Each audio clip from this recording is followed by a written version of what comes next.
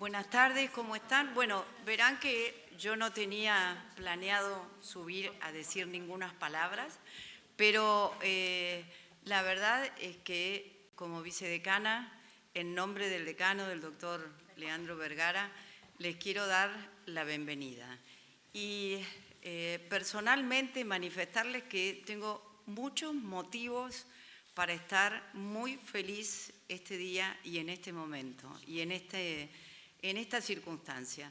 Solamente voy a contarles dos de esas razones de mi felicidad. Primero, poder estar compartiendo esta mesa y tener en nuestra facultad, en este salón azul de la Facultad de Derecho de la Universidad de Buenos Aires, a 3 personas a quienes respeto, admiro mucho, supongo que ustedes también, si todavía no nos conocen después de la charla que tengan hoy, seguramente también van a compartir conmigo esa admiración.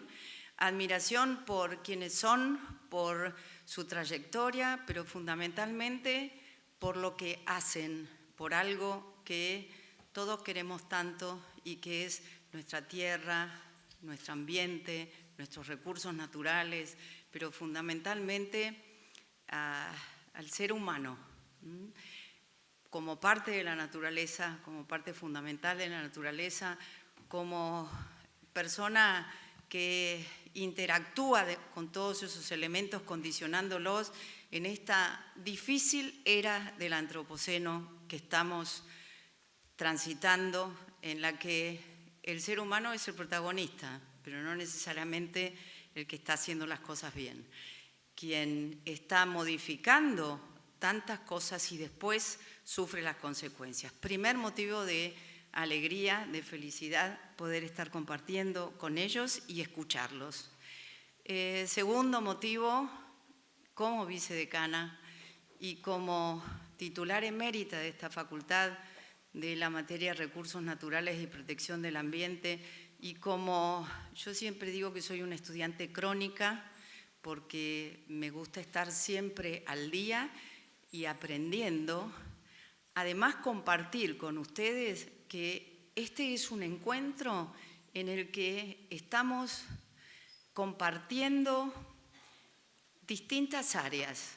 Si hablamos de nuestra facultad, nosotros tenemos muchos observatorios, centros, particularmente en este momento el Centro de Derecho Ambiental con su directora, la doctora Leila Devia, el Centro de Derechos Humanos, Leonardo Filippini, aquí estás. Poder compartir entre áreas afines desde ya, pero que no necesariamente tenemos tantas posibilidades de interactuar, compartir con el CIEP, compartir con la Fundación Ambiente y Recursos Naturales, poder compartir con la sociedad civil. Creo que ese es el valor agregado que pocos eventos en nuestra facultad tienen. Así que 2 motivos de felicidad, no voy a seguir con el resto, y un agradecimiento muy especial a todos quienes hicieron posible que hoy estuviéramos reunidos, quienes estamos reunidos y con quienes estamos reunidos. Yo un agradecimiento especial, sé que se va a enojar, bueno, por ahí está Cristian, muchas gracias, esta fue tu idea, con vos comenzamos y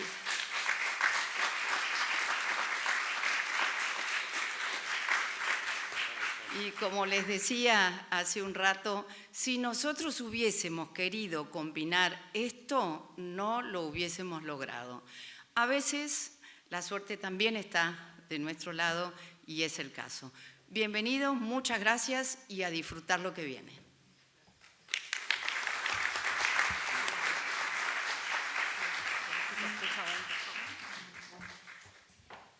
Hola, ¿se escucha bien ahí?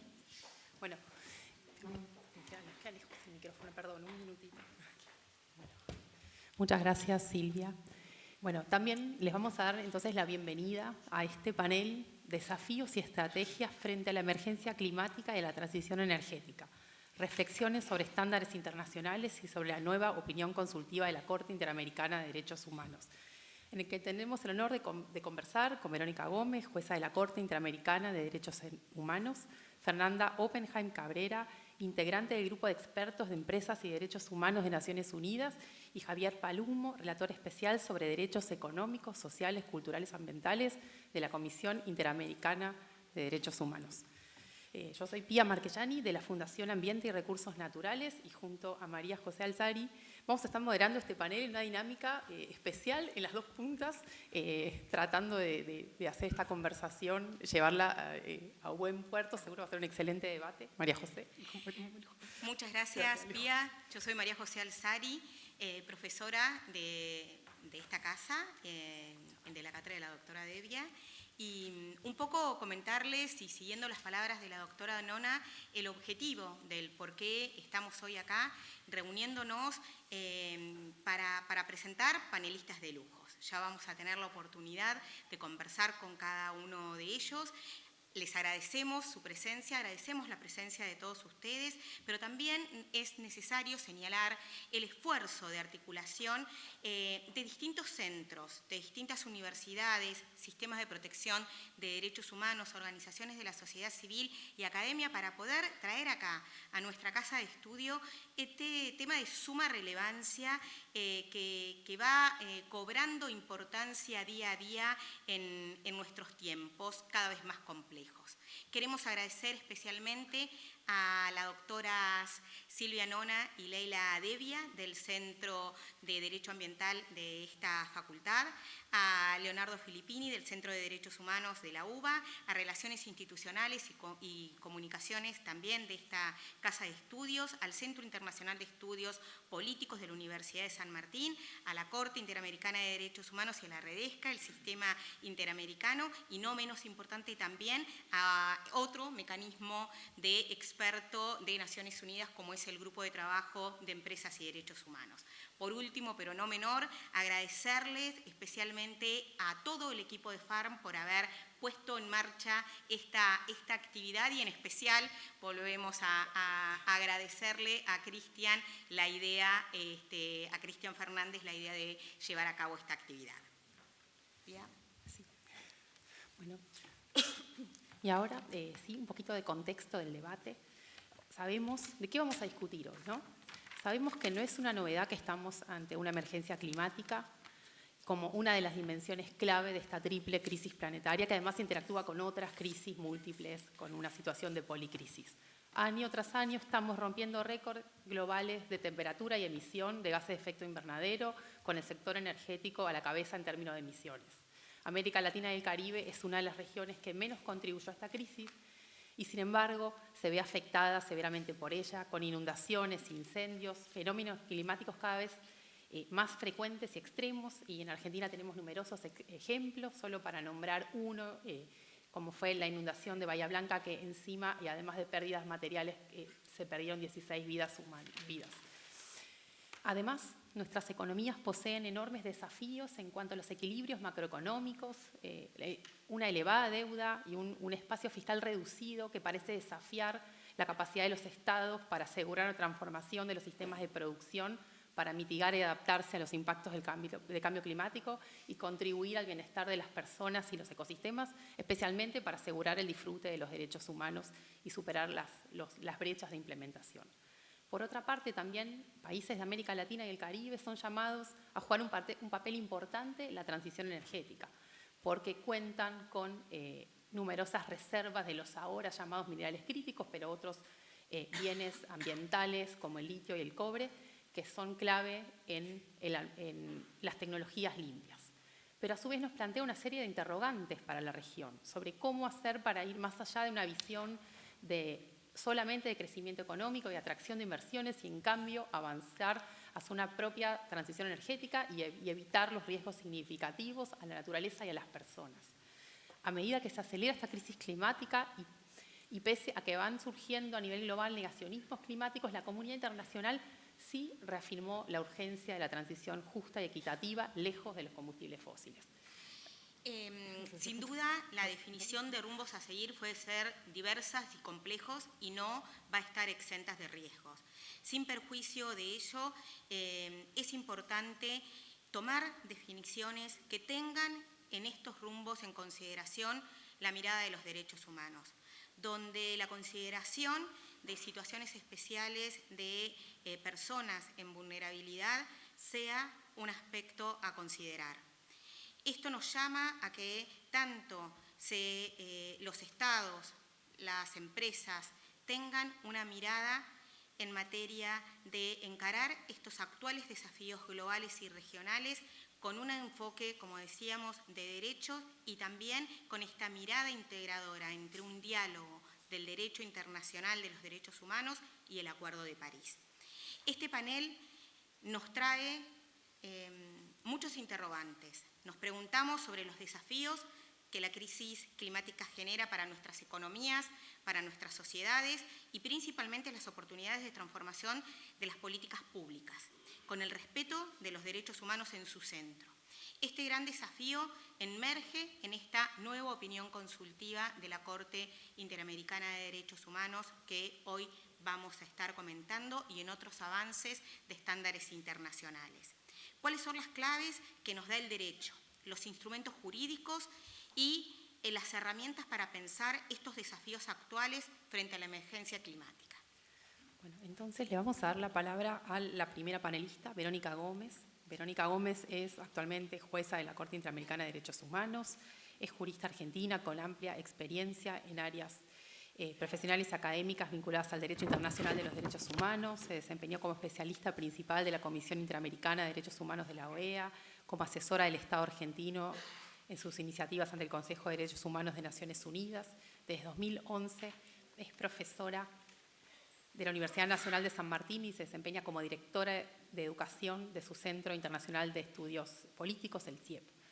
En 2019 fue elegida presidente del Global Campus de Human Rights, una reconocida asociación universitaria con sede en Italia, programas regionales en Europa, los Balcanes, África, el Cáucaso, Asia-Pacífico, América Latina y el Caribe, dedicada a la enseñanza de los derechos humanos y la promoción de la democracia a todos los niveles. Así que, bueno, Verónica, ahí, antes de darte la palabra, sí, nos parece muy importante, escuchamos, muchas de las organizaciones aquí participamos del inédito proceso de construcción de la opinión consultiva, que llevó a organizaciones primero a través de presentaciones de amicus curiae y luego también exposiciones en ciclos de audiencias extensas, de jornadas enteras. Y entonces queremos que nos cuentes acá ante este público ansioso, un salón lleno. Bueno, ¿qué nos dice esta opinión consultiva, la 32-2025? ¿Cuáles son las claves, los elementos centrales que le pueden servir a los estados como guías para avanzar en políticas públicas que realmente hagan frente a la emergencia climática con una mirada central de los derechos humanos? Así que, eso. Muchas gracias. Un honor poder organizar este evento con los distintos programas de esta casa, que significa tanto para mí porque soy graduada tanto de la carrera de abogacía como de la carrera de traductorado público. Pasé muchos años de formación en este lugar, así que estoy muy contenta de estar en este salón con ustedes. También estamos aquí tras un proceso largo, como se dijo, para la escucha y la deliberación de esta opinión consultiva. Fueron 6 deliberaciones de 4 días cada una. Para la Corte eso es un largo tiempo para un proyecto de opinión consultiva. Como ustedes habrán visto, es un texto largo y comprensivo.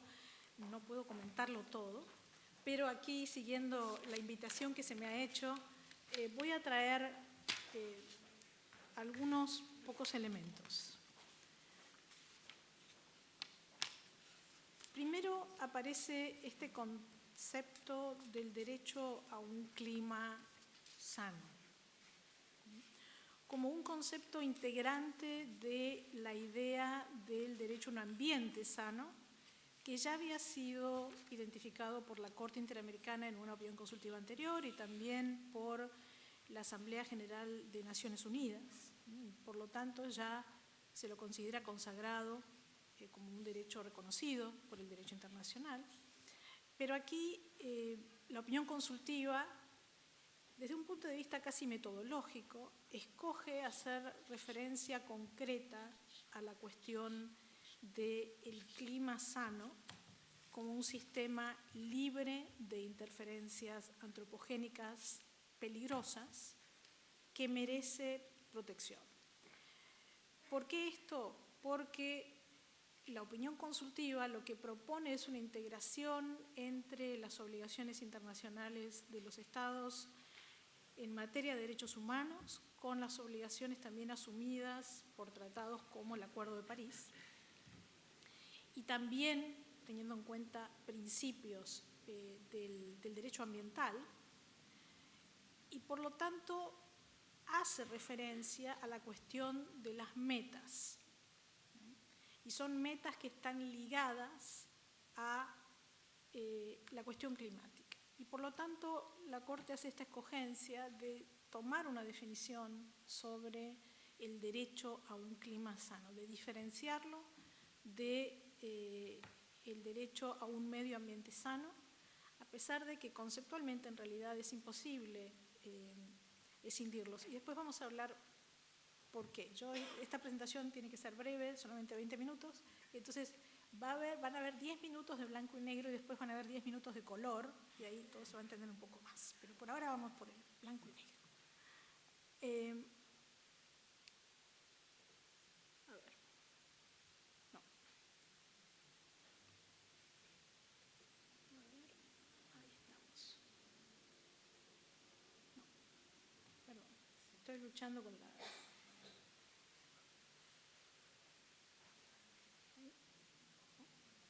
Ahí estamos.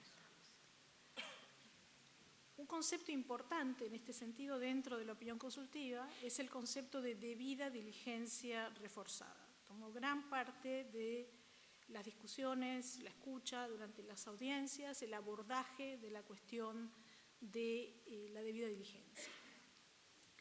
En particular, la cuestión de la obligación de prevención por parte de los Estados frente a los riesgos climáticos y a la luz de la mejor ciencia disponible y la urgencia de los daños. Después vamos a ver cómo la Corte construye una definición de mejor ciencia disponible. En la opinión consultiva también se hace referencia a la obligación de prevención por parte de las empresas. Y la Corte lo hace a través de la definición de cuáles son las exigencias que deben tener los Estados para con las empresas a lo largo de la cadena de valor, con la indicación de cuáles son las emisiones, de cuáles son los planes de reducción y de las sanciones incluso para el famoso greenwashing, que nosotros sabemos que ocurre. Y luego también hay algunas definiciones con relación a la supervisión más estricta para sectores que son de mayor riesgo para el clima. Y hay referencia a principios del derecho ambiental como el de quien contamina paga. También la opinión consultiva, en su parte más técnica, hace referencia a la cuestión de las obligaciones diferenciadas, a la equidad y algunas herramientas para la asignación de cargas. Entonces, señala que hay estándares que se modulan según las responsabilidades comunes pero diferenciadas, según las capacidades, y con relación a los estados en desarrollo, exige una cooperación de tipo reforzado por parte del resto de la comunidad internacional. Es decir, los estados en desarrollo también tienen obligaciones, pero deben poder acceder a la cooperación. Y tenemos las metas de mitigación, las metas internas de mitigación que dependen de cada estado y que deben guiarse por la equidad intergeneracional y también ser diferenciadas. Y también dentro de los sectores empresariales, porque tenemos claridad de cuáles son los emisores históricos. La opinión consultiva en su primera parte hace referencia a este tema. allí no sé si se llega a leer, están los elementos que ofrece la Corte para identificar la mejor ciencia disponible. ¿Qué es lo que queremos decir? Se sabe que esta es una herramienta esencial para los tribunales a nivel interno y para los legisladores, y por eso la Corte ofrece una definición que incluye la idea de conocimiento más actualizado, de metodologías avaladas por pares, prácticas y estándares científicos reconocidos internacionalmente, con divulgación, con revisiones exigentes, una ciencia que comunica claramente las incertidumbres, las suposiciones en bases científicas, una ciencia que es verificable y reproducible, una ciencia que muestra con precisión sus fuentes de información y que también deriva sus conclusiones con precisión a partir de datos disponibles que no deben ser alterados ni tergiversados. Nos hace acordar mucho al método científico que utilizamos incluso aquí en las ciencias sociales, que se enseñan también en esta facultad, pero que son de particular importancia para las ciencias duras y para llegar a una conclusión sobre qué significa mejor ciencia disponible. No está en esta placa, pero la opinión consultiva hace referencia muy explícita al rol del conocimiento comunitario e indígena y cómo debe integrarse a esta noción de derecho a la ciencia y de mejor ciencia disponible. En ese sentido, creo que la opinión consultiva hace un aporte interesante integrando estos conocimientos, el de la ciencia tradicional y el del conocimiento local, el conocimiento comunitario y el conocimiento indígena. Muy comentado, y lo pongo entre comillas porque no es algo que, no es un lenguaje que utilice la opinión consultiva, sino es algo que leí por allí. Hay quienes dicen que la opinión consultiva ofrece un giro post-antropocénico, así es como lo escuché definido, me pareció interesante como definición. La opinión consultiva hace referencia a la naturaleza, incluido el sistema climático, y cómo el reconocimiento de la naturaleza como sujeto de derecho refuerza la protección ecosistémica. Esto más que nada se basa en las experiencias del derecho interno, que aparecen en muchos países de esta región y de otras regiones, y que la Corte tiene el mandato de considerar, la Convención Americana le da el mandato de considerar los estándares más altos, y hay importantes ejemplos a nivel interno de este reconocimiento. También, muy comentado, la opinión consultiva hace referencia a la prohibición de generar daños irreversibles al ambiente como una prohibición que no admite acuerdo en contrario. Y esto quizás tendrá derivaciones interesantes desde el punto de vista del litigio y del litigio estratégico, para estudiar. ¿Qué quiere decir daño irreversible? La opinión consultiva da una serie de escenarios de este tipo de daños. No es cualquier daño, es la deforestación a gran escala de bosques cruciales para la biodiversidad y la regulación del clima, es la destrucción de la biodiversidad con pérdida masiva e irreversible de especies y degradación de hábitats críticos, es la contaminación persistente a gran escala, incluyendo la contaminación radiactiva o la acidificación oceánica. Es la alteración irreversible de ciclos biogeoquímicos naturales, como el del carbono, el nitrógeno o el fósforo, de los cuales depende la vida en nuestro planeta, y muchos de ellos que se manifiestan por efectos del cambio climático antropogénico en sus manifestaciones más extremas. Y habiendo hablado en esta parte blanca y negra de estos elementos de la opinión constructiva, creo que es importante reflexionar sobre el tipo de desafío que estamos confrontando. Hay algunos internacionalistas que hablan de riesgos globales. Mencionan el cambio climático, las pandemias también, como riesgos globales que requieren un abordaje particular. Entonces, quiero ensayar con ustedes algunas ideas sobre esto. Algo que sí aborda muy claramente la opinión consultiva es la cooperación internacional como obligación.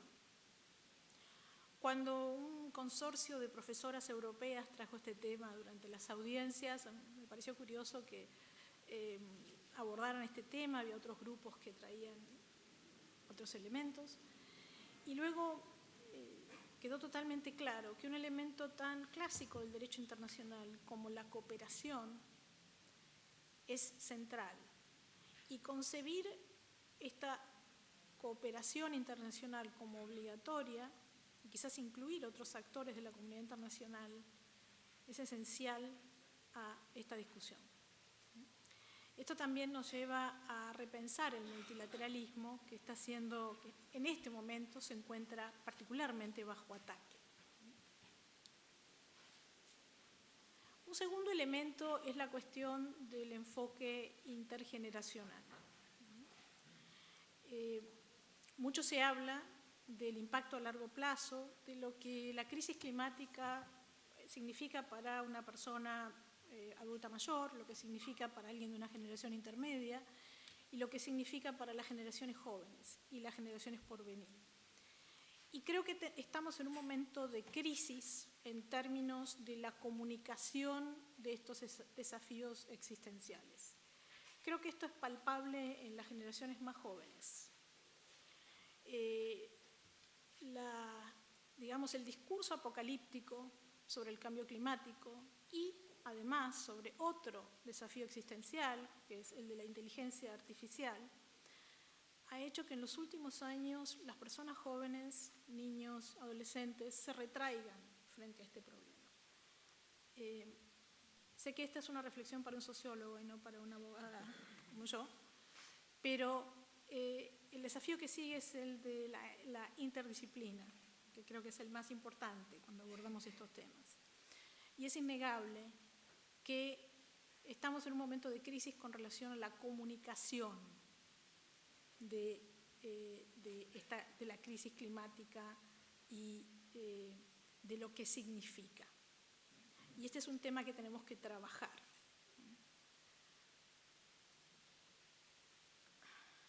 Como adelanté, después está la cuestión del enfoque interdisciplinario. Y aquí nos acercamos a otro gran tema, otro gran desafío, que es la superación de las dicotomías entre el sujeto y el objeto, entre el medio ambiente como un medio de producción y el medio ambiente como nuestro ecosistema del cual somos parte integrante.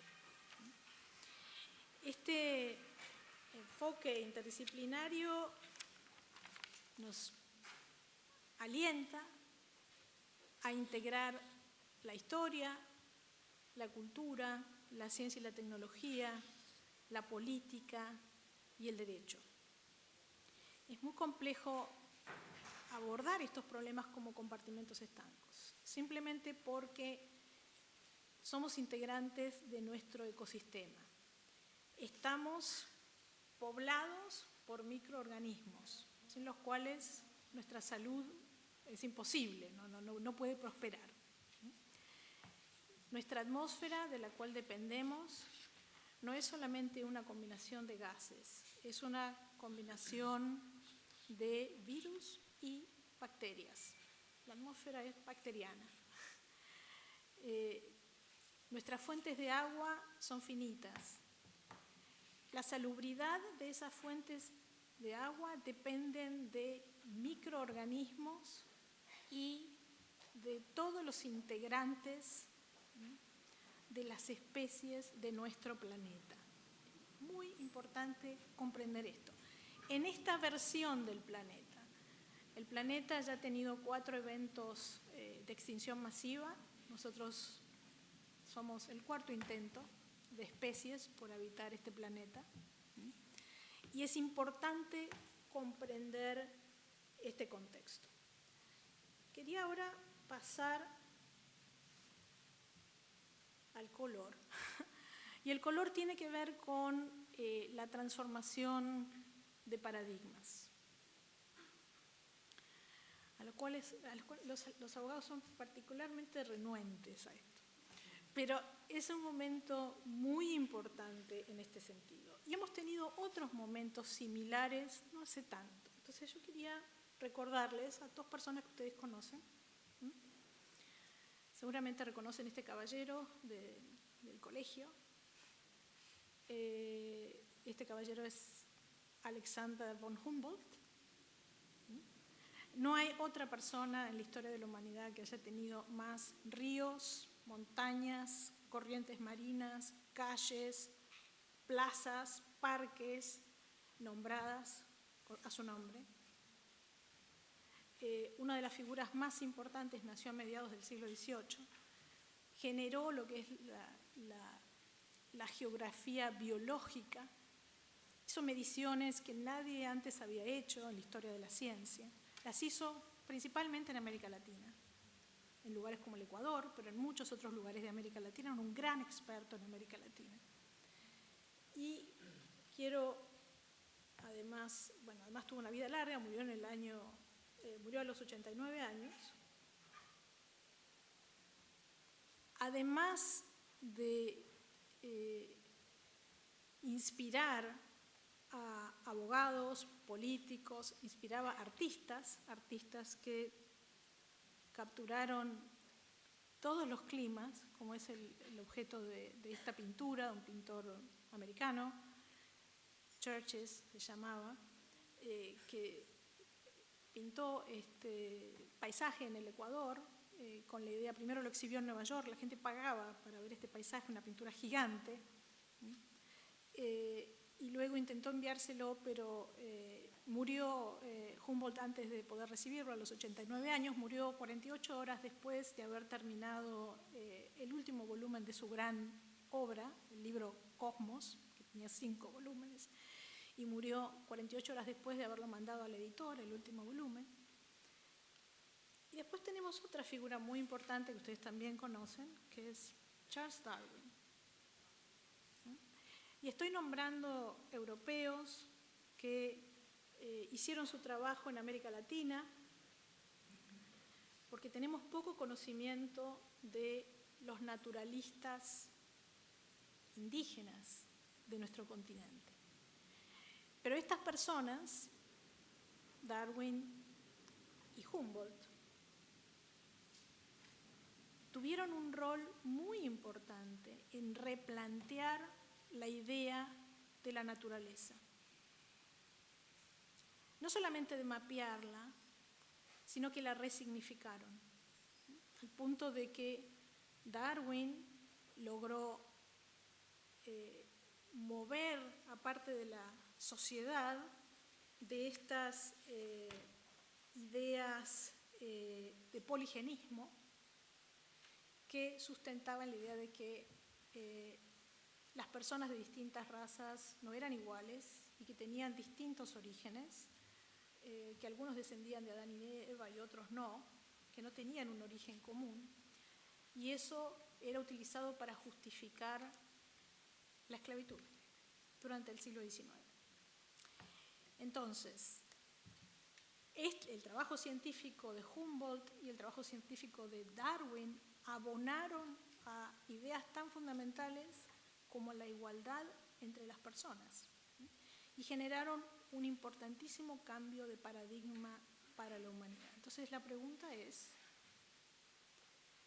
¿cómo vamos a trabajar de forma interdisciplinaria e intergeneracional para modificar los paradigmas que hace falta modificar, dejar de lado las dicotomías y avanzar hacia leyes y políticas públicas que permitan la preservación del medio ambiente que necesitamos para sobrevivir.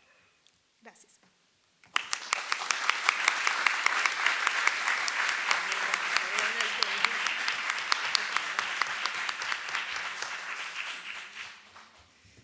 Bueno, muchas gracias, Verónica. Yo me anoté un montón de preguntas que seguramente no puedo hacer, no me toque hacer porque no es el rol mío hoy. Y ahora le vamos a dar la palabra a Javier Palumo. Javier es abogado y doctor en Derecho y Ciencias Sociales por la Universidad de la República de Uruguay, doctor en Derechos Humanos por la Universidad Nacional de Lanús, Argentina. Tiene una maestría en Políticas Públicas y Derechos de la Infancia y Formación en diversas universidades de América Latina y Europa. Fue experto independiente de órganos de Naciones Unidas como el Comité Asesor del Consejo de Derechos Humanos y el Grupo de Trabajo sobre Comunicaciones. Y se desempeñó como director de investigación y coordinador académico del Instituto de Políticas Públicas en Derechos Humanos del Mercosur desde 2015 a 2023.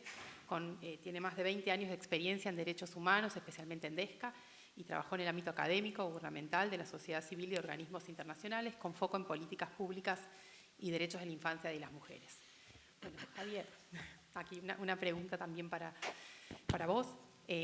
Sabiendo un poco tu rol de relator especial sobre derechos económicos, sociales, culturales y ambientales y el plan que trazó la relatoría, y, bueno, teniendo en cuenta todos los elementos que trae también Verónica de la opinión consultiva, bueno, ¿cómo hay que abordar, ¿no?, los dilemas que plantea la emergencia climática? Por un lado, y el rol de América Latina, ¿no? Por un lado, una menor contribución y responsabilidad histórica de los países de la región a esta crisis. Por el otro, la necesidad de pensar en respuestas de política pública con perspectivas de derechos humanos. Y yendo por ahí un poco más a lo particular, ¿cuáles son, por ejemplo, las principales tensiones de la transición energética, con una mirada que integre todas las dimensiones económicas, sociales, culturales y ambientales? Bueno, ahora también los derechos de la naturaleza, por ahí eso es muy, muy reciente. Pero bueno, ¿cómo son las claves para pensar esta transición energética de una manera que no reproduzca las desigualdades, las vulnerabilidades que ya conocemos, especialmente en la región? Así que, bueno, muchas gracias. Bueno, muchas gracias, Pía. Muchas gracias especialmente a las colegas con las que estoy compartiendo este panel, esta mesa, también quienes están a cargo de las moderaciones. Es un placer estar aquí compartiendo con ustedes esta conversación. Quiero agradecer también al CIEP, a la vicedecana que acaba de entrar, Silvia Nona, muchas gracias. En su nombre a la Facultad de Derecho de la UBA, a Leonardo, del Centro de Derechos Humanos, el CIEP, el Centro de Derecho Ambiental, la FARN, la Fundación Argentina de Recursos Naturales. La verdad se han dado muchas cosas para que podamos contar con esta oportunidad de conversar sobre transición energética y la nueva opinión consultiva.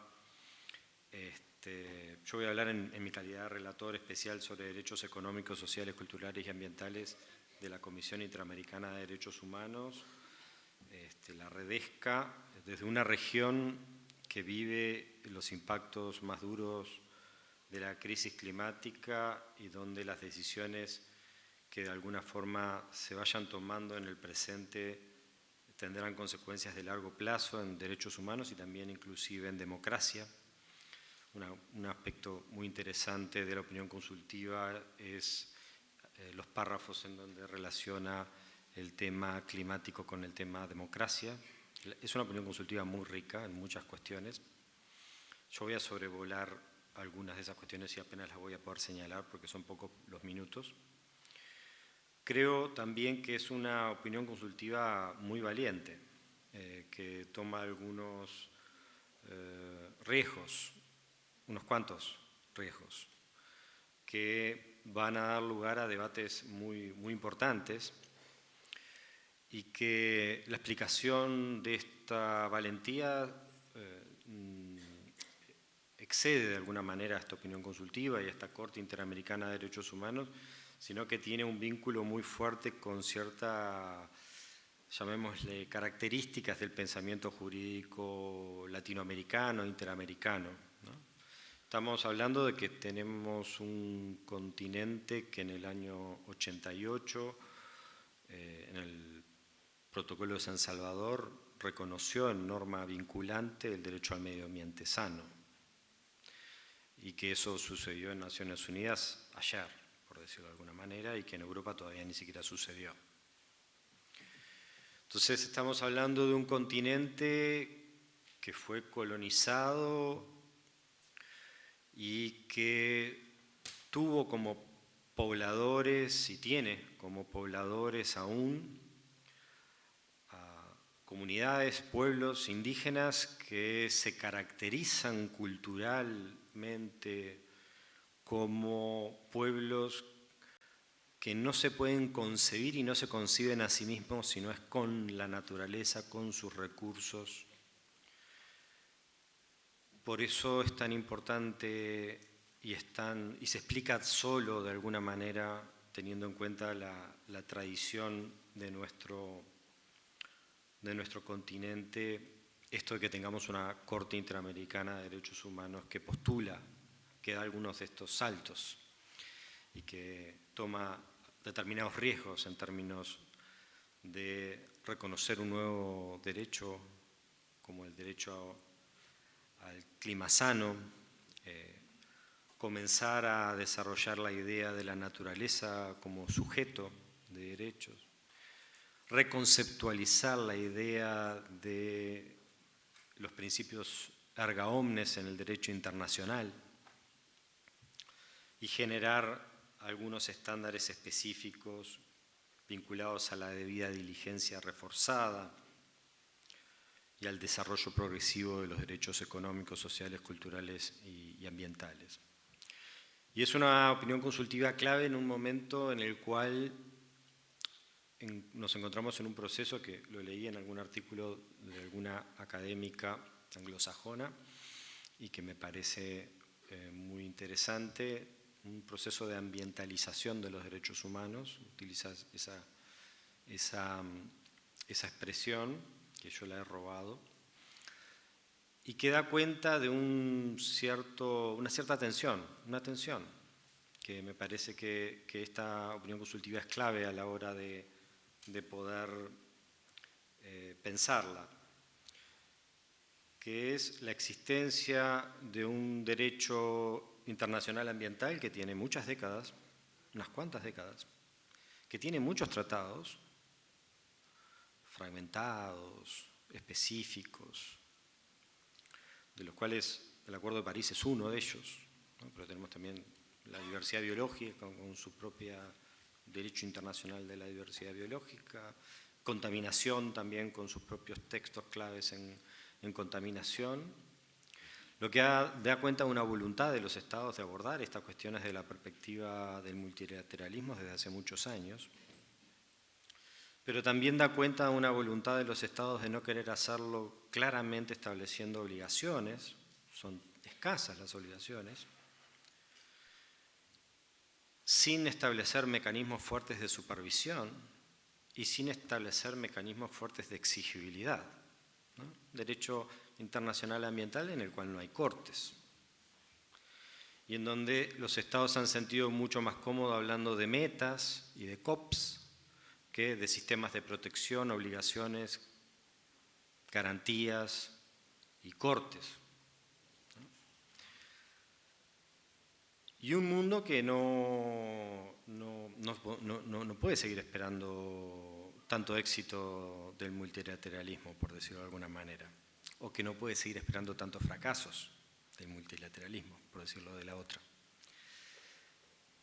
Y un sistema internacional de derechos humanos que ve cómo las comunidades, los pueblos, golpean sus puertas, ponen expedientes y peticiones en sus escritorios y demandan que el derecho internacional de los derechos humanos, que no fue pensado para abordar la triple crisis planetaria, incluido nuestro sistema interamericano de derechos humanos, tenga que abordar con sus mecanismos estos grandes desafíos que cuando los estados quisieron regularlo, lo regularon en esa forma que yo acabo de mencionar, sin cortes, sin mecanismos, sin tantas obligaciones, con muchas metas y conferencias de estados partes.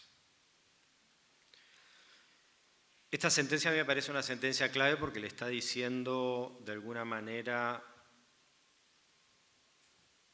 a la sociedad en su conjunto, pero también a la academia jurídica, que el derecho internacional de los derechos humanos está dispuesto a afrontar estos nuevos desafíos que implica la triple crisis planetaria y que está dispuesto a poner en juego todas sus herramientas para tratar de contribuir a la búsqueda de soluciones a los efectos de que, de alguna forma, va a sonar un poquito extremista, pero la opinión consultiva me habilita, para que haya futuro para la humanidad, ¿no? Creo que un aspecto importante de esta opinión consultiva es que nos deja bastante claro que la emergencia climática no es un desafío técnico. No estamos hablando de una cuestión técnica, tampoco estamos hablando de una cuestión ambiental. Y creo que una cuestión muy potente de la perspectiva comunicativa de la Corte Interamericana de Derechos Humanos con esta opinión consultiva es poner en el centro el riesgo existencial para la naturaleza y los ecosistemas de los que dependen. Y de alguna manera esta idea es una idea que es clave a la hora de pensar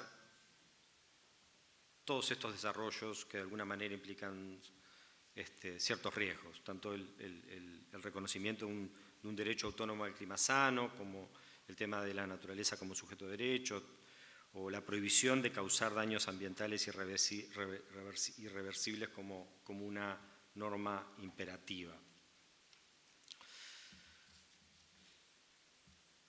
Creo además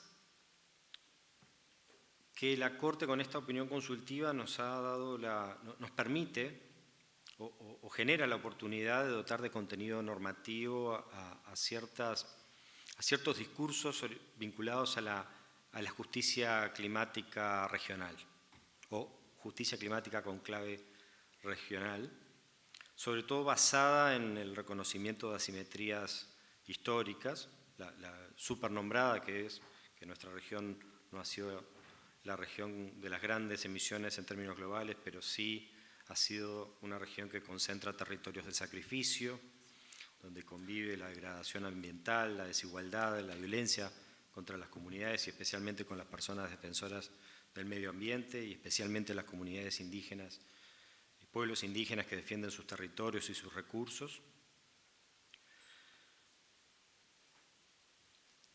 Y esta lógica de pensar la justicia climática en clave regional me parece que es algo absolutamente sustancial a la hora de considerar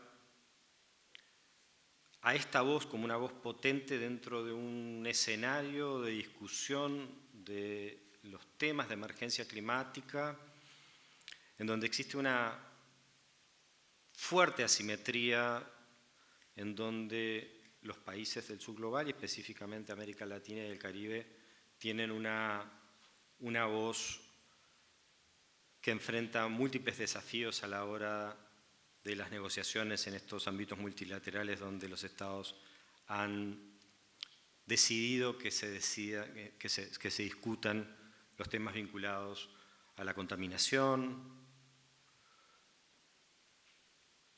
a la pérdida de biodiversidad y al cambio climático.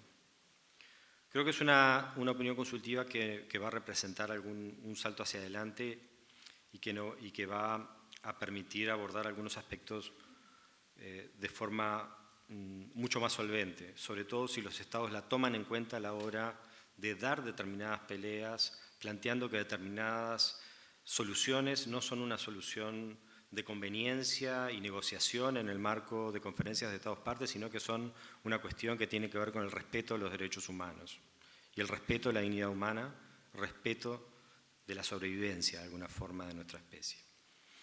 Algunos temas que me parecen especialmente sobresalientes. El tema de la revisión de los tratados de inversión y comercio para que no generen un enfriamiento regulatorio. Esa advertencia de la Corte Interamericana de Derechos Humanos creo que es muy potente.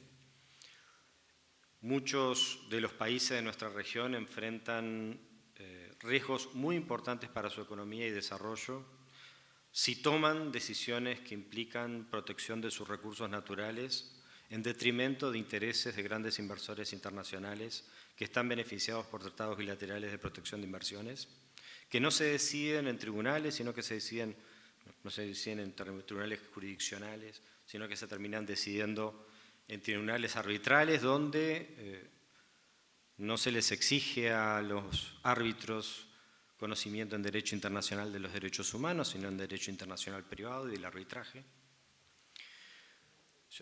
Yo tengo mucho respeto por los colegas del derecho internacional privado, pero en muchos de estos casos estamos hablando de derechos humanos.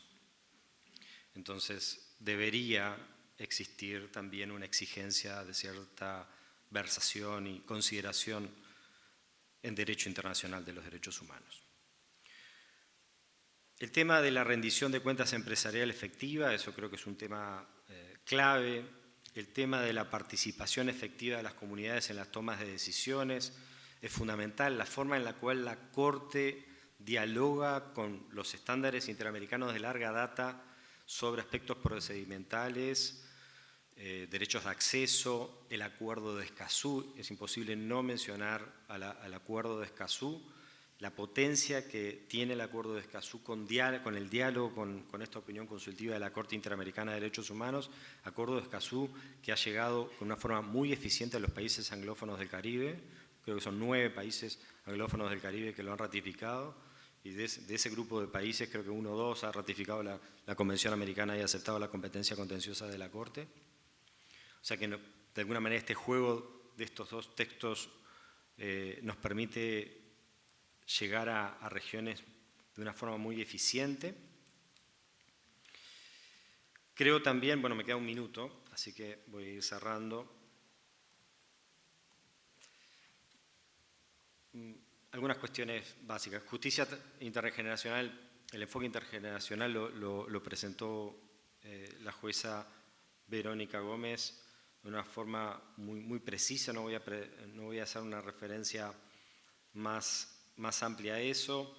El tema de rendición de cuentas empresarial, tenemos el gusto ahora de escuchar a Fernanda, que seguramente va a hacer un análisis muy específico.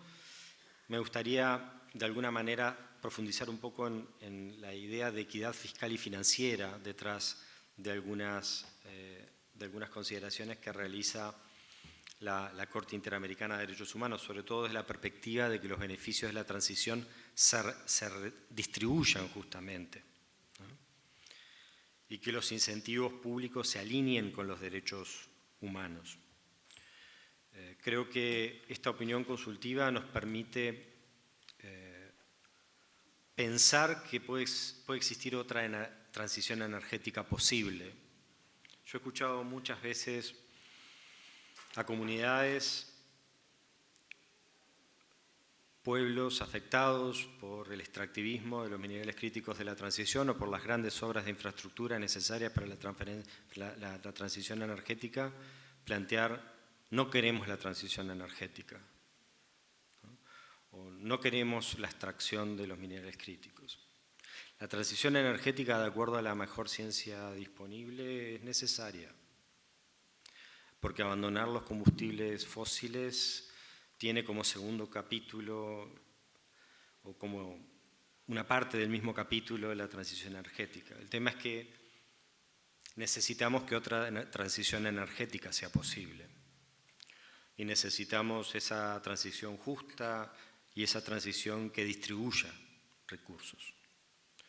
No es posible que las regiones de las que depende el éxito del esfuerzo vinculado con el combate del cambio climático sean zonas de sacrificio, en donde lo que veamos sea comunidades arrasadas en sus derechos. Eso es algo inaceptable.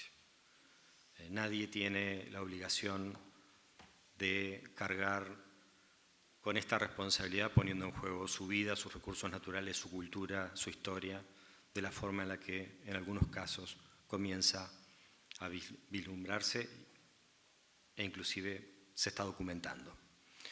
No me voy a extender mucho más. Muchísimas gracias a todos y a todas por esta oportunidad de conversar y de tener algunas ideas, algunas reflexiones sobre la opinión consultiva. Estoy atento a la continuación de este panel. Muchas gracias a todos y a todas.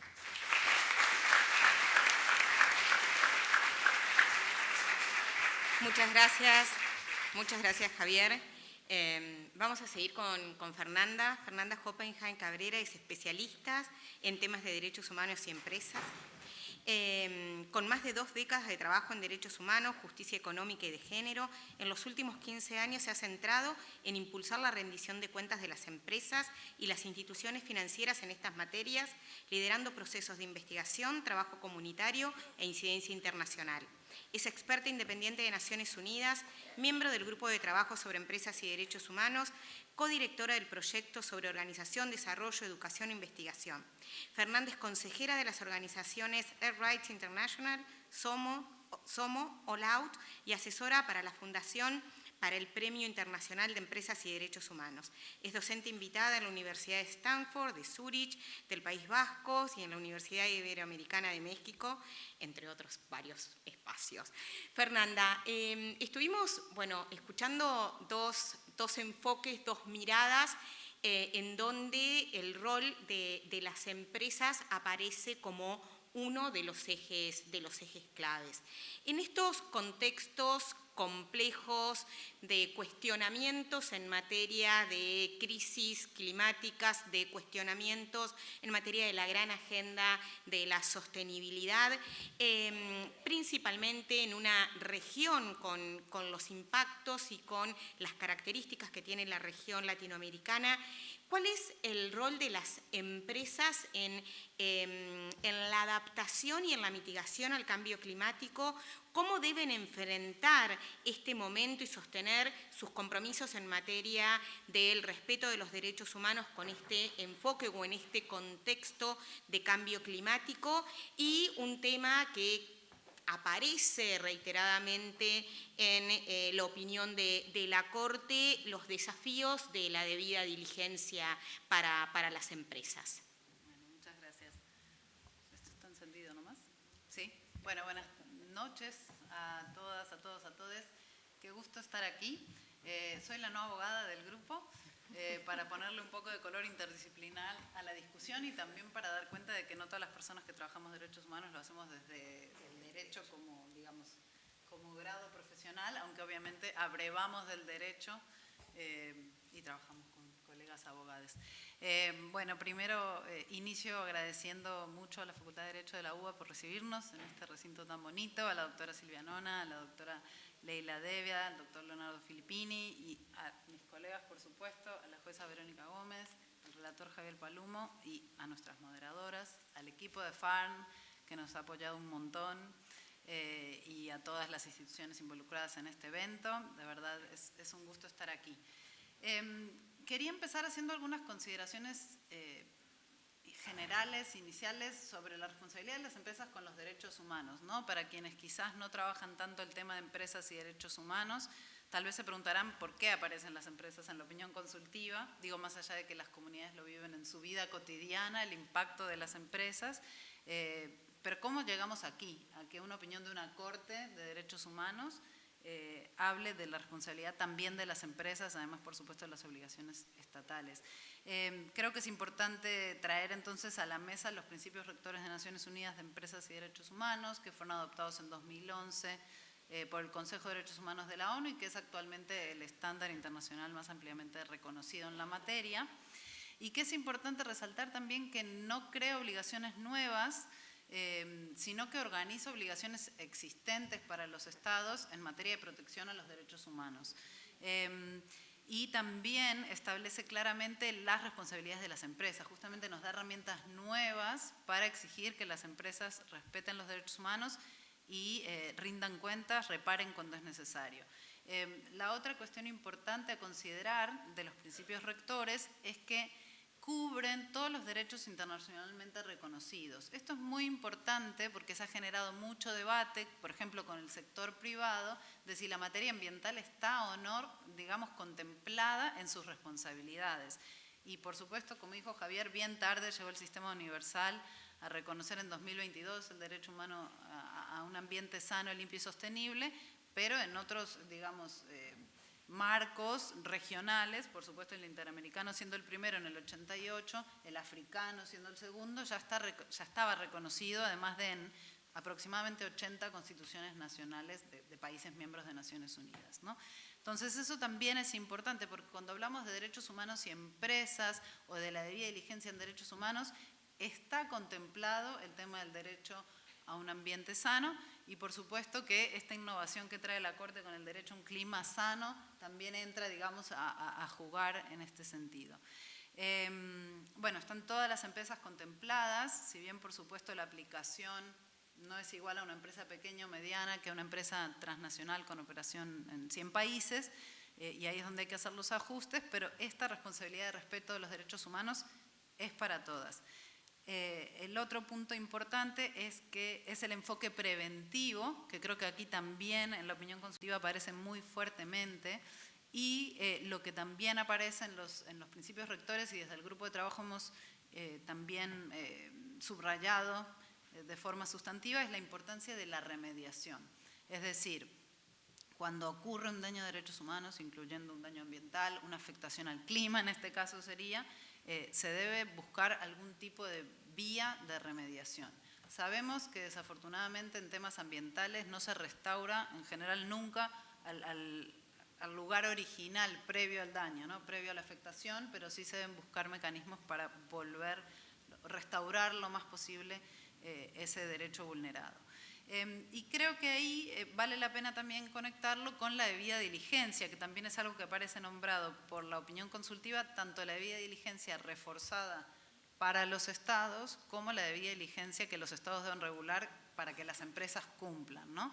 En ese sentido, los principios rectores también traen esta visión de que la responsabilidad de las empresas puede, digamos, abordarse en la práctica en concreto a través de la debida diligencia en derechos humanos, que es una herramienta de prevención.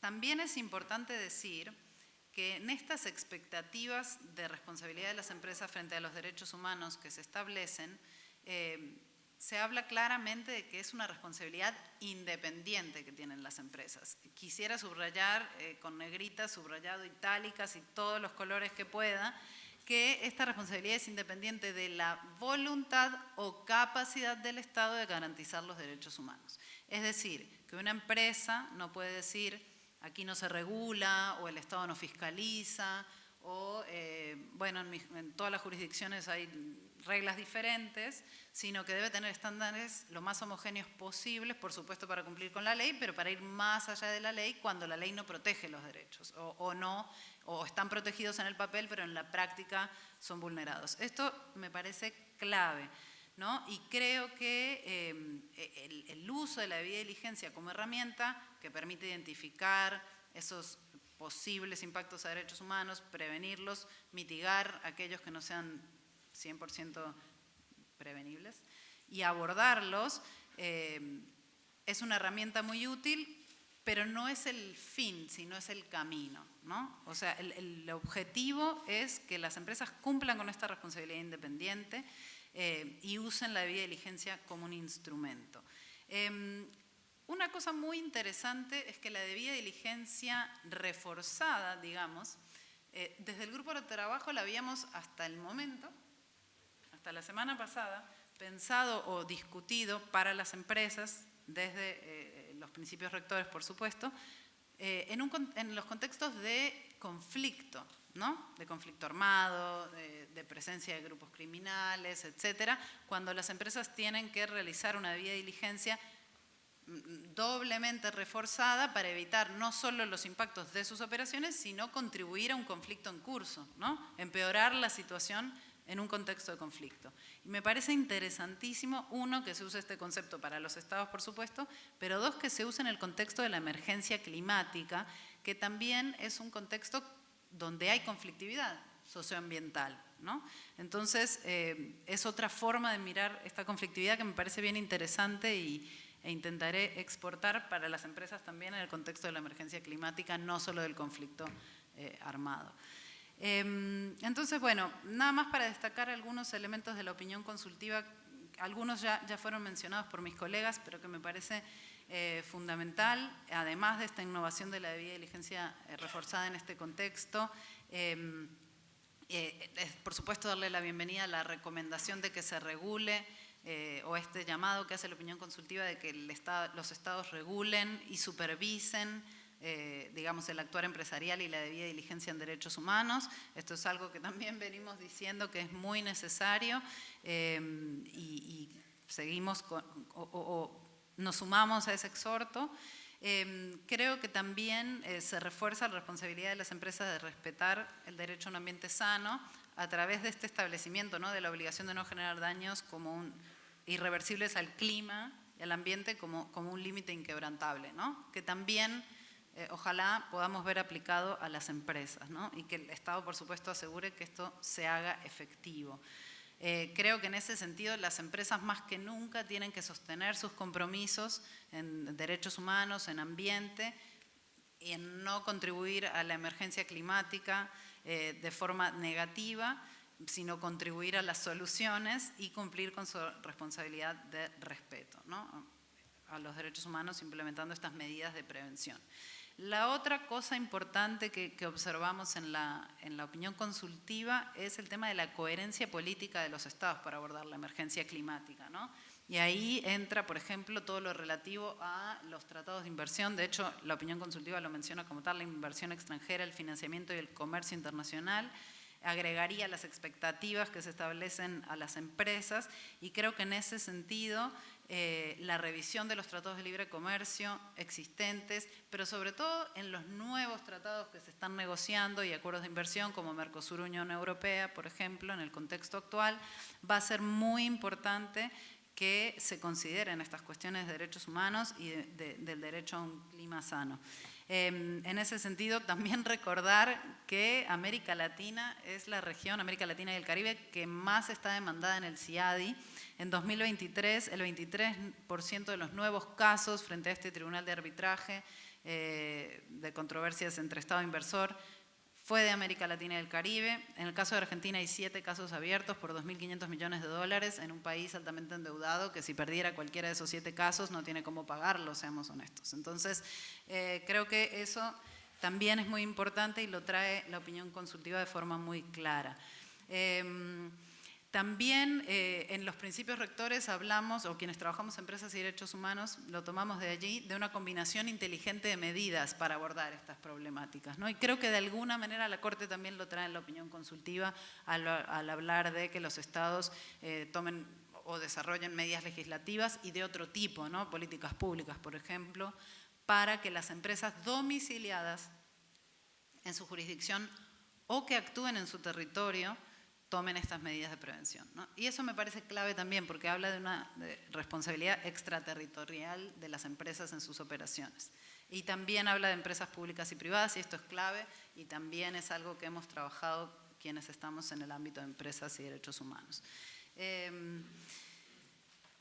Agregaría también un par de elementos más, y es que esta mención a que el Estado debe fiscalizar y supervisar adecuadamente que las empresas cumplan. Eso también es muy importante, el fortalecimiento de las instituciones de inspección, de supervisión, con capacidad de sanción, para que en efecto haya una consecuencia ante el incumplimiento, ¿no?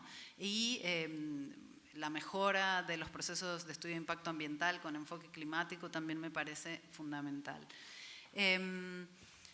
Por ahí se mencionan varias cuestiones específicas de las empresas y su comportamiento, ¿no?, que deben conducirse con debida diligencia, eso ya lo mencionamos, para evitar contribuir a la emergencia climática con sus operaciones, que transparenten sus emisiones de gases de efecto invernadero, que mitiguen esas emisiones en sus operaciones y toda la cadena, que también es algo que los principios rectores traen muy claramente, evitar el tema del greenwashing y no ejercer influencia indebida. Y ahí tenemos un informe que yo lideré sobre la influencia indebida o la interferencia indebida de las empresas en procesos de toma de decisiones públicas, desarrollo de políticas, desarrollos normativos, legislaciones, etc. Y eso me parece también fundamental, lo celebro, celebro su inclusión en la opinión consultiva. Y por supuesto todo el tema de hostigamiento, criminalización de personas defensoras. También quería reforzar lo mencionado por Javier del acuerdo de Escazú, ¿no? Que es un acuerdo que Argentina ha ratificado, es una herramienta importante que tienen, ¿no? Donde también la opinión retoma estos derechos de acceso, ¿no? A la información, participación, justicia y la defensa de los derechos humanos, y el derecho a la ciencia. Creo que ahí el rol de las empresas es clave en no contribuir a la desinformación, ¿no? Eso también es parte de su responsabilidad. Por ejemplo, de todas las empresas en el sector de telecomunicaciones, de generación de información, medios de información, redes sociales, etc. Terminaría quizás agregando que me parece fundamental que retomemos el tema de la remediación, ¿no? Y la mirada interseccional. Quizás serían las dos cosas que podrían reforzarse o seguirse construyendo a partir de este documento tan clave de la Corte, ¿no?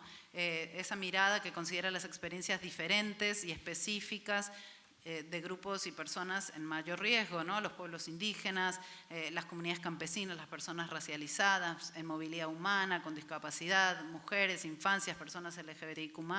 Creo que es fundamental seguir trayendo esa mirada interseccional para que las soluciones sean interseccionales y por lo tanto aborden los problemas como son, porque las personas somos diferentes y tenemos riesgos diferentes en la emergencia climática y frente a la actividad empresarial. Simplemente para cerrar, porque me queda un minuto, 90 segundos, dijo hoy un colega, creo que es muy importante pensar con una mirada de largo aliento, ¿sí? Que realmente se consideren incluso los derechos de las generaciones futuras.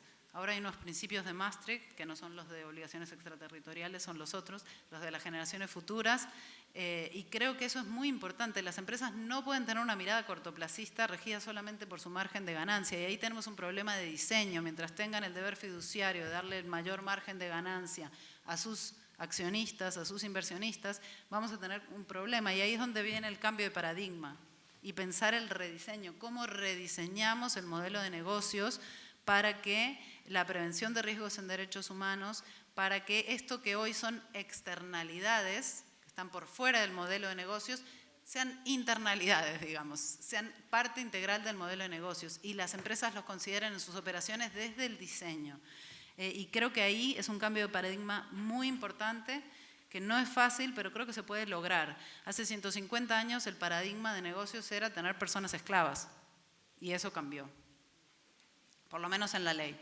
Entonces creo que hay una posibilidad de pensar esto desde otro paradigma. No tenemos opción, es urgente y es ahora. Gracias.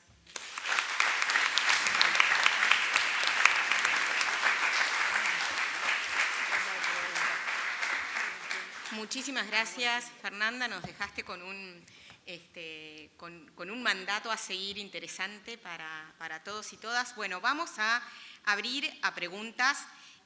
Por cuestiones de tiempo, no tenemos el espacio que nos gustaría para darle la oportunidad a todos de hacer preguntas o comentarios. Vamos a tomar solo 4 preguntas y les pedimos, por favor, que levanten la mano y que no sea una pregunta o un comentario que dure más de 30 segundos, 45 segundos. Y los que me conocen saben que yo siempre respeto los tiempos, así que los voy a hacer respetar. Tenemos uno por acá adelante. Sí. Quizá agregar que se presenten y si la pregunta o el comentario está dirigido a alguien en particular o a los 3. Ahí tenemos 3. ¿Quién levantó? No, yo ya tomo uno. Primero. ¿Se escucha ahí desde...? Yo soy Saúl Ceballos de la Asamblea de Hashtag No Se Toca.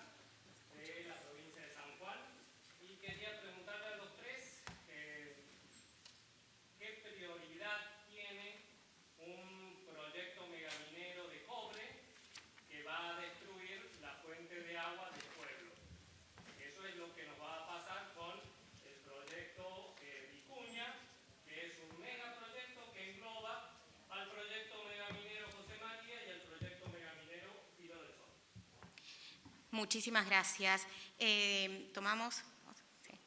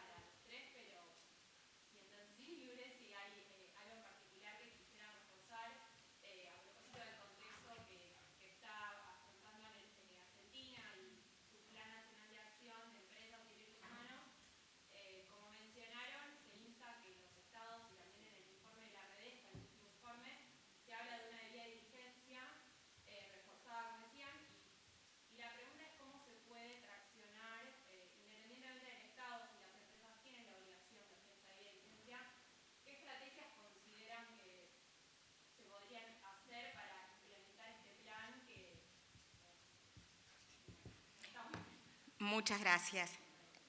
Sí, por favor. Mi nombre es Graciela Rodríguez Murano, soy egresada de esta casa, también tengo especialización en Derecho Ambiental. Mi pregunta está más orientada a lo que dijo Fernanda, pero bueno, pueden aceptar lo que deseen. El punto es este. Dijiste que un elemento importante era que las empresas no contribuyan a la desinformación. ¿Cuál sería, desde tu perspectiva, los caminos, las herramientas eficaces para evitar eso, considerando que tenemos el principio precautorio que muchas veces hay que aplicarlo y los jueces tienen que pedir, digamos, otras informaciones sobre veracidad y demás, justamente porque las empresas tienen el poder de presentar estudios sesgados sobre temas de contaminación y de impacto ambiental? Gracias. Una más allá atrás.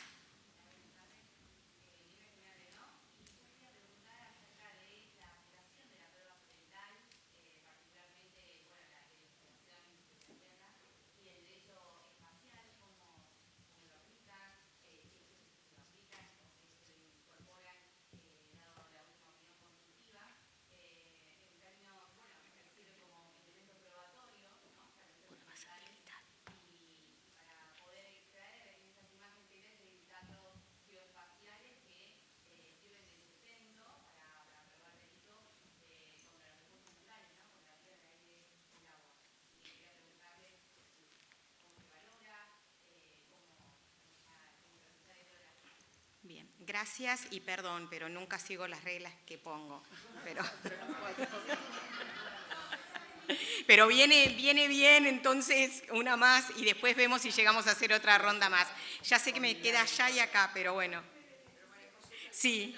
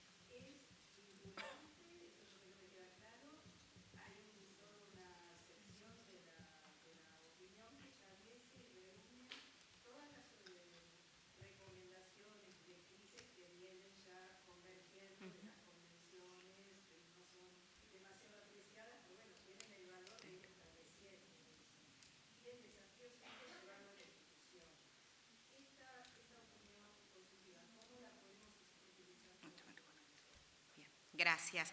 Bueno, vamos a darle el espacio. Empezamos con el mismo orden con el que iniciamos la jornada. Verónica, para poder responder estos interrogantes. Muchas gracias por todas las excelentes preguntas. Primero, proyecto megaminero que amenazaría la destrucción de una fuente de agua vital para una comunidad. Como yo trabajo de juez, no puedo hablar. Ni siquiera en los casos de Argentina tenemos un código de conducta que hace que no nos pronunciemos sobre temas. Los jueces de la nacionalidad no participan en los casos de su país, pero así todo tenemos una obligación de código de conducta. Pero la respuesta es muy simple. Hay que ir y leer la sentencia de la Corte Interamericana en el caso de La Oroya contra Perú. Esa sentencia tiene muchas de las respuestas que hacen falta para establecer cuáles son las responsabilidades del Estado en ese tipo de casos, incluyendo cuando estamos hablando de contaminación de fuentes de agua. Una sentencia muy importante. Así que esa es la recomendación de mi parte. ¿Cómo se tracciona la debida diligencia? Bueno, depende de la estrategia que se quiera emplear. Hay estrategias que tienen que ver con construcción de política pública, estrategias que tienen que ver con construcción legislativa y estrategias que tienen que ver con litigio estratégico. Entonces ahí tenemos el abanico de siempre para trabajar en estos temas. Lo que intenta hacer la Corte Interamericana a través de su opinión consultiva es reforzar los elementos interpretativos como para que los legisladores puedan legislar, el Ejecutivo pueda desarrollar políticas públicas y, gracias al litigio estratégico, el judicial pueda interpretar las obligaciones de los estados y los particulares. Bueno, por una cabeza, muy bien. ¿Qué estilo, embajador? Empresas y desinformación. No me quiero extender porque mis colegas, estoy segura, tienen mucho para decir sobre eso y además es un tema que se tocó aquí. La opinión consultiva tiene una sección, la sección última sobre elementos de procedimiento, donde se habla de manera extensiva sobre la cuestión del derecho de acceso a la información y las obligaciones que tienen los estados frente a los fake news y la desinformación. Ahí es complejo porque hay una tensión entre derechos, la libertad de expresión, pero por el otro lado la necesidad imperiosa de contar con información clara y precisa sobre temas ambientales. Prueba satelital. La opinión consultiva hace referencia explícita a la cuestión de la prueba satelital justamente para que se le dé valor en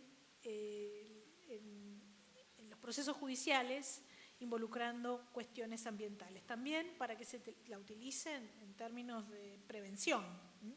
Entonces, efectivamente, se trata de una prueba que específicamente está nombrada en la opinión consultiva y debe ser parte de la batería de elementos de prueba a la que se tenga acceso. El problema es cómo se accede a ese tipo de prueba. Más que nada, no es la validez de la prueba en sí, sino cómo logramos que comunidades afectadas accedan a informes satelitales sobre las consecuencias de los eventos climáticos en su región en particular.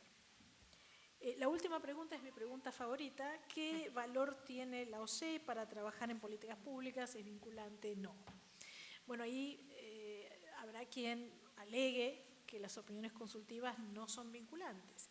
Pero como bien señaló quien hizo la pregunta, cuando la Corte Interamericana se embarca en un proceso de interpretación de las obligaciones de los estados, lo hace porque se lo preguntan los estados. También puede hacerlo porque se lo pregunta un órgano de la OEA. Pero más que nada lo hace porque los estados le formulan la pregunta. En este caso fueron los gobiernos de Chile y Colombia.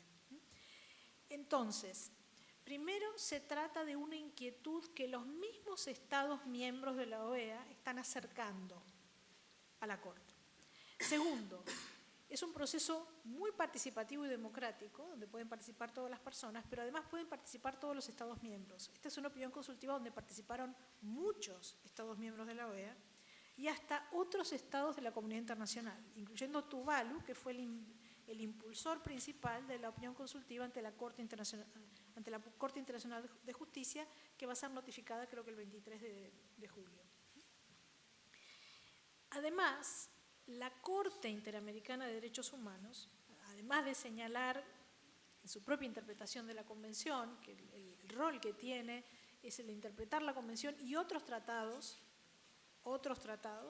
a los cuales están sujetos los estados parte de la OEA, no de la Convención Americana, de todos.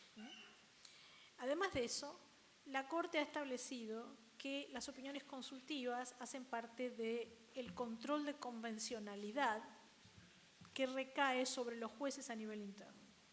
No solamente sobre los jueces, también sobre las autoridades administrativas y de todo tipo, cualquier autoridad que pueda adoptar una decisión que involucre la Convención Americana u otros derechos humanos. Entonces, la opinión consultiva desde ese punto de vista es una herramienta excepcional, porque como no está limitada a un caso particular, sino que hace una interpretación en general, es particularmente apta para informar la generación, el darle forma a las políticas públicas en particular. Muchas gracias por la oportunidad de responder estas muy buenas preguntas. Muchas gracias.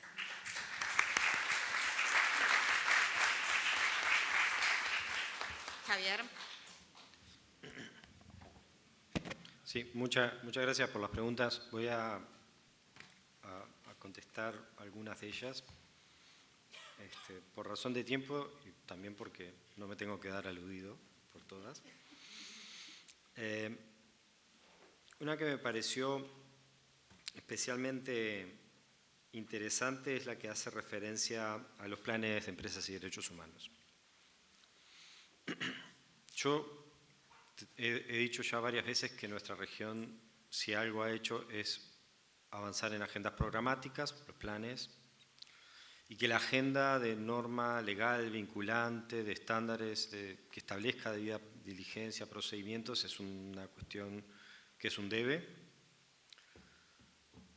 Probablemente Fernanda no esté de acuerdo conmigo, pero yo pondría mucho más energía en avanzar en normativa de carácter legislativo e interno, que nadie anda discutiendo si tienen que ser cumplidas o no, porque son ley, que gastar tanta energía en el mundo de lo programático, en un ámbito en el cual está sobrando soft law, como es el ámbito de empresas y derechos humanos. Pero esa es mi opinión sobre esta temática y es una opinión que la llevo coincidente en el ámbito del derecho interno como también en el ámbito del derecho internacional, donde el tratado vinculante de empresas y derechos humanos en cualquier momento pasa a ser mayor de edad por la cantidad de años que tiene de negociación y que en el caso de ser aprobado va a cumplir no sé cuántos años para ponerse en vigencia, y las urgencias que tenemos hoy día de la emergencia climática,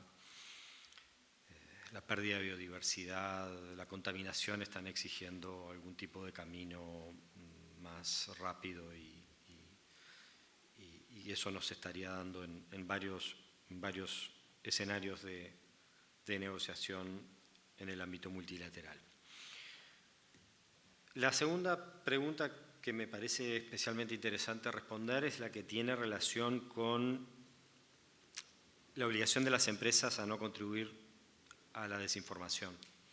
Yo creo que este es uno de los temas en los cuales la Corte Interamericana de Derechos Humanos desarrolla de la manera más adecuada los estándares, sobre todo porque trata de imponer un equilibrio entre lo que son las responsabilidades de las empresas, las obligaciones de los estados y el derecho a libertad de expresión. en un contexto en el cual existe cierta tentación de utilizar el sistema penal como una forma de luchar contra el cambio climático. La Corte Interamericana de Derechos Humanos en esos párrafos es muy cuidadosa al mencionar la necesidad de equilibrio entre esta lucha contra la desinformación y la necesidad de respetar todos los derechos humanos y también la libertad de expresión. Creo que eso es algo muy sobresaliente que ha hecho la Corte Interamericana de Derechos Humanos, planteando de que hay que avanzar, pero que hay que avanzar en una forma equilibrada. Yo no me voy a extender mucho más en las preguntas, les agradezco mucho a todos y a todas. Muchas gracias, Javier. Fernanda. Sí, quizás muy brevemente agregar un par de elementos, porque también creo que ya se han abordado todas las preguntas. Sobre el tema de los planes nacionales de acción, en particular el argentino, creo que siempre que hay un desarrollo de una política o de algún tipo de plan programático, es deseable su implementación, digamos. Eso no entra en contradicción con el desarrollo de una ley o de una convención internacional. Por algo los principios rectores hablan de combinación inteligente de medidas, es decir, los problemas son tan complejos que necesitamos soluciones multidimensionales, ¿no? Entonces yo estoy tanto a favor de un tratado internacional como igual y de una convención interamericana, ojalá, y de una ley nacional en cada uno de nuestros países, o varias, porque hay muchos temas que abordar, y de que los planes existentes o en desarrollo pues, se implementen.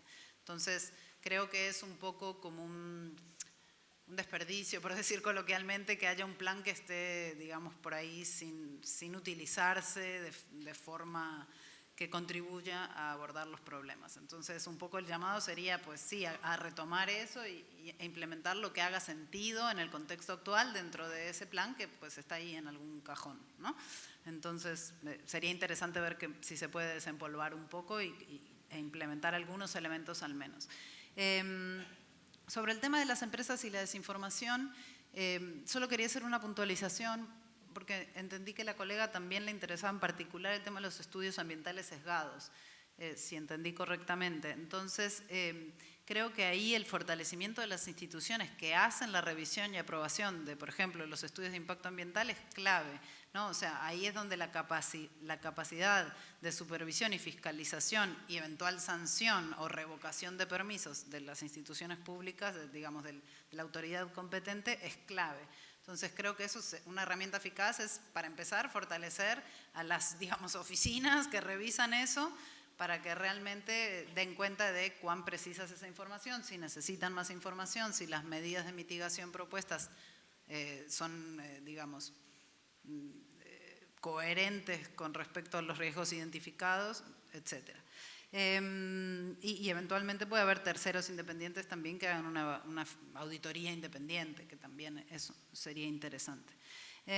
Y bueno, finalmente sobre el tema quizás de la minería frente, digamos, a los derechos de las comunidades, sabemos que es una problemática que abunda en nuestra región, en la Argentina y en todos los países de la región.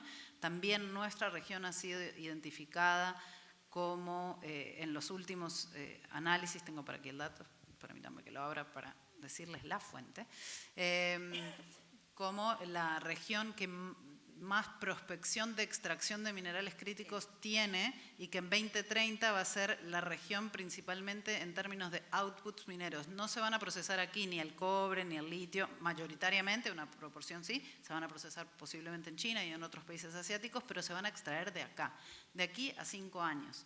Es decir, que el cobre, el litio, las tierras raras, el molibdeno, el zinc, el oro, se van a seguir extrayendo posiblemente o seguir demandando por el mercado internacional en grandes cantidades. El punto es qué hacemos en ese contexto, cómo protegemos el ambiente de la mejor manera posible y los derechos de las comunidades en las zonas de afectación de estos proyectos.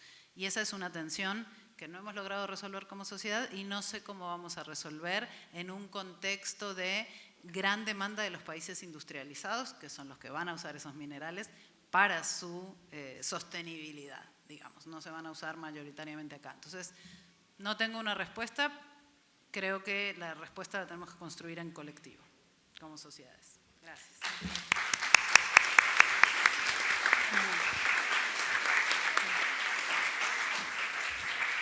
Bueno, muchas gracias por las respuestas. Les pregunto a los panelistas si se quedaron con ganas de decir algo, quieren agregar algo, si no ya estamos cerrando. Sí. Una puntualidad. Aquí, no, sí. Javier, adelante. Sí, en un minuto, por favor. Sí, bueno, yo quiero vender algunas cosas. La semana que viene, no, la siguiente, vamos a tener una audiencia temática de la Comisión Interamericana de Derechos Humanos sobre el impacto del extractivismo en los derechos de pueblos indígenas. Así que les recomiendo, sobre todo a quienes tengan un interés específico en esta temática, es una audiencia de carácter regional. Después tenemos una audiencia de oficio de carácter regional sobre una intersección bastante interesante que es... Estamos elaborando en la Redesca un informe sobre esa intersección, que es reducción de metano, que como la opinión consultiva lo ha dicho muy claramente, es un aspecto clave de la lucha contra el cambio climático, los derechos de las personas recicladoras, cartoneros, cartoneras, y la responsabilidad extendida de las empresas por el ciclo de vida de sus productos. Esa también va a ser una audiencia que vamos a tener dentro de 2 semanas. Y la última venta, la semana que viene vamos a publicar el informe sobre los impactos en derechos económicos, sociales, culturales y ambientales y biodiversidad de los incendios forestales ocurridos en el año 2024 en Bolivia, en donde vamos a poder abordar a través de ese informe aspectos claves vinculados al manejo, el uso del suelo, las normativas que permiten el desmonte y el avance de la frontera agrícola a propósito del análisis de los incendios. Este informe se enmarca en una línea de trabajo que ha tenido como informe recientemente publicado uno sobre el impacto de las inundaciones en Río Grande do Sul, que publicamos hace un mes y algo, y que nos permiten de alguna manera a través de una tragedia climática ambiental abrir el abanico de muchos de los temas que consideramos en esta conversación. Y bueno, por último, bueno, la expectativa muy grande que tenemos es que esta opinión consultiva sea muy utilizada. Hay muchas tensiones que están en el marco de esta opinión consultiva y su posibilidad de que sea utilizada. Y algunas de esas tensiones también tienen que ver con el mundo de lo jurídico. Es muy importante, por eso, tener la oportunidad de abrir estos diálogos en una universidad como la Universidad de Buenos Aires, tan importante para toda América Latina, y en una facultad de Derecho que también ha dado grandes maestros y maestras, jurisconsultos y jurisconsultas a nuestra región. Esto es una opinión consultiva que rompe algunas cosas, ¿no? Hay que acordarse que en el Palacio de la Paz, en donde dentro de unos días va a ser leída la opinión consultiva de la Corte Internacional de Justicia, está la estatua de Grosio, ¿no? Y Grosio, el padre del derecho internacional, solo veía un derecho internacional que regulaba relaciones entre los estados. Y esta opinión consultiva hasta la naturaleza la considera sujeto. Así que tenemos muchas cosas para debatir y muchas cánones y tradiciones para cuestionar, con la urgencia de una crisis climática que no nos está dejando muchas alternativas. Muchas gracias a todos y a todas.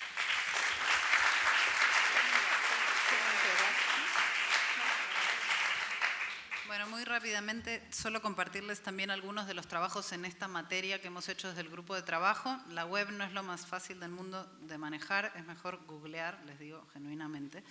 En 2023, el Grupo de Trabajo de Empresas y Derechos Humanos de ONU publicamos un informe sobre industrias extractivas, transición energética y derechos humanos.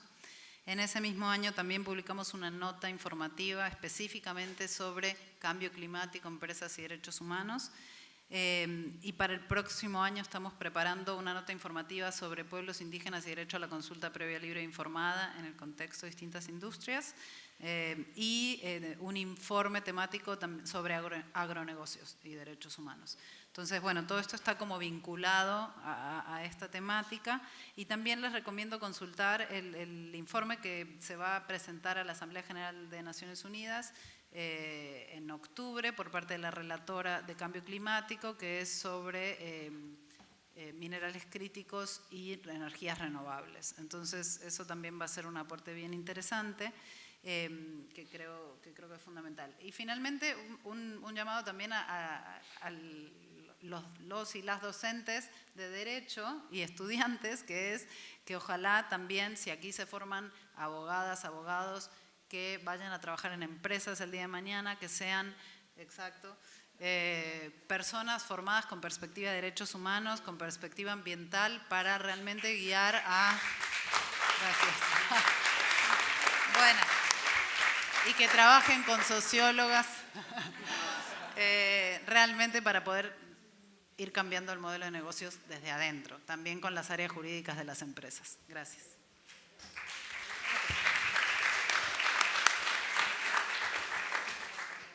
Gracias. Yo solamente recalcar algo que no sé si ya surgió de algunas cosas que dije o que se dijeron.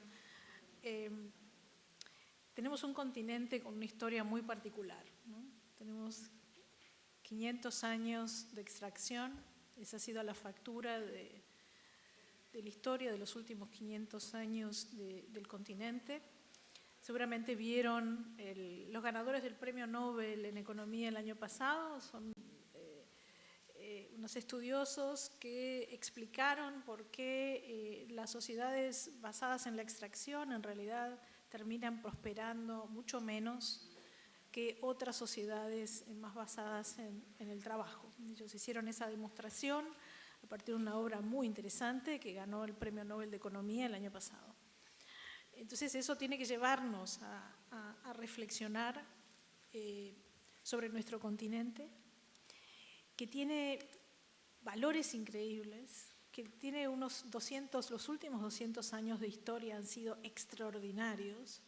Es el continente de donde salieron muchas de las ideas que luego se plasmaron en la Carta de las Naciones Unidas, en la Carta de la OEA, en la Declaración Universal, que nadie les diga que son valores europeos, no, especialmente el valor de la igualdad y el valor del acceso a la justicia, son valores americanos de nuestra América Latina, tienen que ver con nuestra guerra de independencia, con la protección de nuestro continente. Nuestros recursos son muy importantes, es una de las zonas del planeta que concentra la mayor cantidad de agua dulce, es decir, esto es un recurso importantísimo que nos toca cuidar y custodiar. Por eso los personajes que traía del siglo XIX que vinieron a estudiar nuestro continente y que aprendieron tanto para la ciencia que se aplica como paradigma en el resto del mundo. Entonces, nunca olvidemos eso.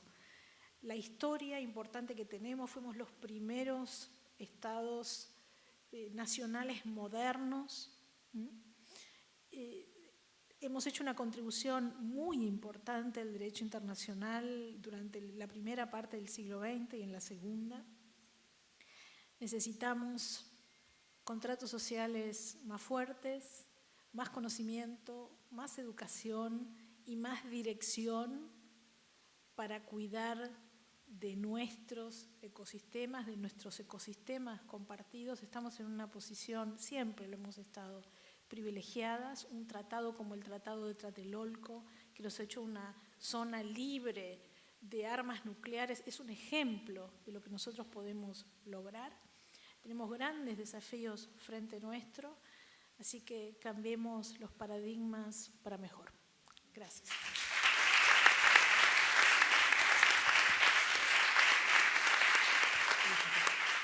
Bueno, ahí ya medio minuto me voy a tomar para el cierre. Primero también, quería agradecerles por sus brillantes exposiciones, a María José también por este desafío de la comoderación, que no es tan sencillo, pero quería también compartirles una reflexión así muy, muy breve.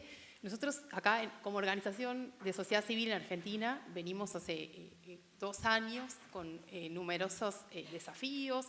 Cada vez que nos juntamos con comunidades, con colegas, con academia, venimos como con una catarsis generalizada, donde nos encontramos que muchas de las agendas que promovemos, de derechos humanos, de clima, científicos, el rol de la ciencia para la materia ambiental es fundamental, de la educación pública, lo mismo. Encontramos justamente hoy, como para decir, siempre termino haciendo una catarsis de todo, y me parece que hoy estamos encontrando esperanza en todo lo que se dijo, en este trabajo articulado, derecho a un clima sano, derechos de la naturaleza, saberes tradicionales, derechos de acceso, no sé, mejor ciencia disponible. Me parece que esto es muchísimo, estamos como contentos, sabemos que no va a ser un camino fácil, pero acá el derecho nos está dando otra vez las claves para pensar, para seguir sosteniendo esas agendas y ver cómo seguir adelante. Así que, bueno, queremos desde sociedad civil y realmente un lugar mejor para vivir, es lo que venimos proponiendo en FARN hace mucho tiempo, FARN que tiene 40 años, que cumple 40 años también como para decirlo, pero estamos muy contentos. Esto no es normal de irse de conversaciones públicas con un mensaje de esperanza. Así que también muchas gracias a todas y todos por la escucha atenta, por los comentarios, las preguntas. Así que, bueno, formalmente gracias y un aplauso grande.